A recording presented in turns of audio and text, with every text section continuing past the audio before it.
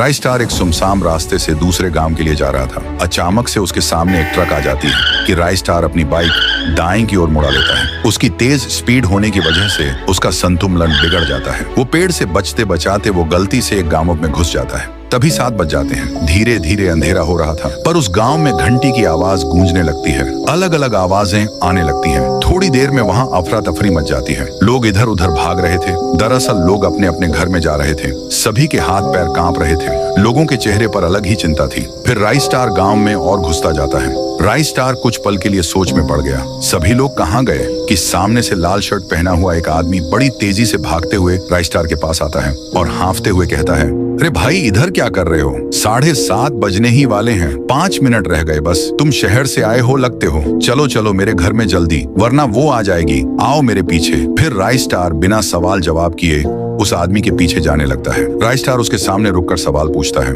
अरे भाई, ये यहाँ पर क्या हो रहा है? तुम मुझे 7:30 बजे से पहले अपने घर में क्यों लेकर आए? और ये अजीब सी घंटी की आवाज क्यों गूंज रही है? आदमी कहता है, अरे मैं पागलों जैसी बात नहीं कर रहा हूँ। इसका सच जानकर तुम्हारे रोंगटे खड़े हो जाएंगे। इस गांव में रोज 7:30 बजे एक चुड़ैल आती है जो कि लोगों को मार के उस पेड़ में लेकर जाती है। बात हो ही रही थी उसी सूखे पेड़ की जहाँ राइस स्टार ने अपनी बाइक रोकी थी।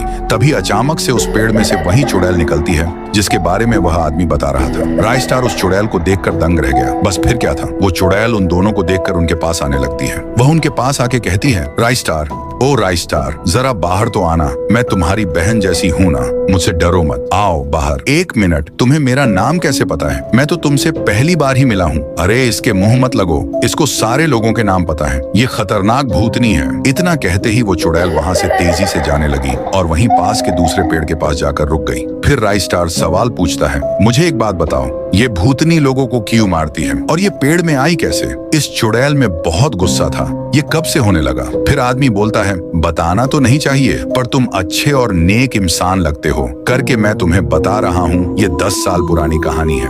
इस गांव में रहते थे गुड़िया और उसके पप्पा। उन्होंने गांव के सरपंच से पैसे लिए थे। बस इतना क्या था, सरपंच ने गुड़िया के पप्पा को उसी सूखे पेड़ पर उल्टा टांगा और गुड़िया के सामने बड़ी सी चाकू से पहले उसके पैर की चमड़ी उधेड़ दी। उसके बाद अंत में उसका सिर ही धड़ से अलग कर दिया। फिर उस क्रूर सरपंच ने गुड़िया को भी नहीं बख्शा। उसको कर्जदार की बेटी बोलकर गांव से धक्के मारा कर निकाल दिया गया और उसने भी ब्रिज से कूदकर अपनी जान ले ली। उसके बाद उसकी आत्मा उसमें से निकलकर उसी सूखे पेड़ में गई जहां पर उसके पप्पा को टांग कर मारा गया था। उसके बाद क्या था, वो एक लड़की के बदन में घुसकर वो अपनी साइकिल में बैठकर उस सरपंच को पूरे गांव में घसीटते हुए सूखे पेड़ में लेकर चली गई। उस पेड़ में सरपंच के हाथ, पैर, सिर, पेट सब उगाए थे।